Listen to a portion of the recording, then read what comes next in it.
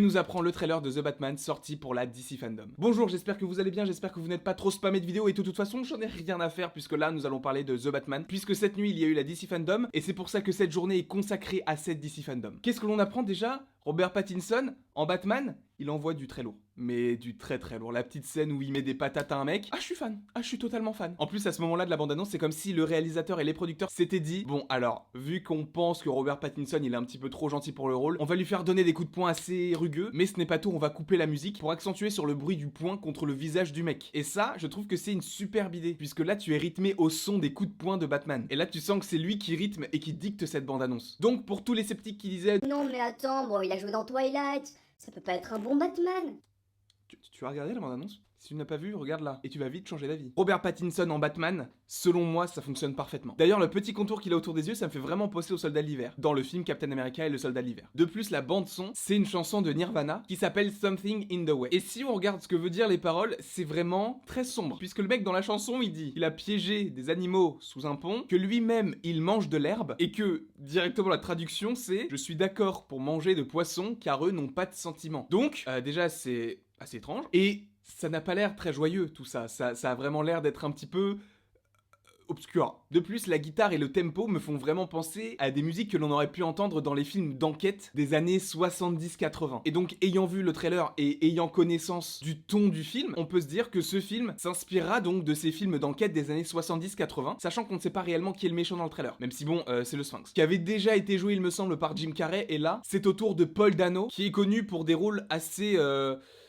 froid et assez sombre. On l'a vu dans Little Miss Sunshine. Bon oui, là pour l'instant tu te dis: bah c'est pas très sombre comme film. Regarde-le lui dans le film, tu verras. Et il joue aussi dans Prisoner. Je ne vais pas te spoiler le film, mais il est pas très sympa. Donc tout ça mélangé, tu sais que ça va pas donner quelque chose de bon pour Batman. Après, ce qui est bien donc par rapport à ce thème d'enquête, c'est qu'on est vraiment focalisé dessus. On se demande vraiment qui est cette personne, qui est vraiment le Sphinx. Après, on voit également Catwoman, même si bon, sa cagoule ne sert pas à grand chose, puisqu'on voit la moitié de son visage. Mais ce qui est bien dans ce trailer, c'est qu'on se focalise vraiment sur le personnage du Batman. Après, évidemment, ça reste un teaser et ça reste assez minimaliste, donc on ne sait que très peu de choses, même si c'est un trailer qui dure quand même 2 minutes 36. Mais par rapport à tout cela, on a vraiment l'ambiance, on a vraiment le ton du personnage qui est donné. On sait que c'est pas forcément un mec qui va rire aux éclats. Après, je suis content des antagonistes principaux choisis pour ce film, que ce soit le Sphinx ou encore le Pingouin, même s'il y a également Falcon qui va jouer un rôle d'antagoniste, mais à une échelle moins importante. Je trouve ça assez intéressant puisque récemment, on a eu le Joker, on a eu Bane, on a encore eu le Joker, on a eu l'épouvantail. Donc là, c'est vrai que le personnage du Pingouin et du Sphinx, ça date quand même un petit peu. Donc c'est bien de les remettre au goût du jour et à voir ce que ça va donner pour la suite. Sachant que pour ceux qui ne connaîtraient pas forcément l'histoire de Riddler et donc du Sphinx, c'est un homme qui s'appelle Edward et qui est fasciné par les charades, les devinettes, ce genre de choses. D'où le fait qu'il y ait plein de petites questions laissées à Batman. En plus, ce qui est intéressant, c'est que quand ils annoncent 2021, ils remplacent les deux par des points d'interrogation qui est donc le symbole entre guillemets de Riddler. Donc ça va vraiment être très intéressant. Après, ce que j'aime bien aussi par rapport à ce personnage, c'est qu'il est un petit peu plus contemporain, même s'il adopte un style vraiment plus années 70-80, un petit peu comme le monde de l'enquête. Puisque dans les comics, Riddler, il a un costume vert avec des points d'interrogation noirs un petit peu partout sur son costume. Là, le mec, il est noir partout, il a des petites lunettes rondes, il est masqué de partout. Et ce qui est bien du coup par rapport à tout cela, c'est qu'il est une version un petit peu plus contemporaine des premiers comics que l'on a eu du personnage, mais il reprend quand même les mêmes codes. C'est-à-dire qu'il y a donc évidemment du noir, puisqu'on le voit clairement, mais son manteau est vert kaki. Et le vert et le noir rappellent donc les couleurs originelles du personnage dans les comics. D'ailleurs, à mon avis, toute cette enquête, toute cette histoire va monter à la tête de Batman, si bien qu'il ne va plus réussir à se contrôler, et on le voit bien dans le trailer. En tout cas, j'espère que vous avez apprécié cette vidéo, n'hésitez pas à l'aimer, à la partager, à la commenter et à vous abonner, cela me ferait extrêmement plaisir. Et il ne me reste plus qu'à vous dire à la prochaine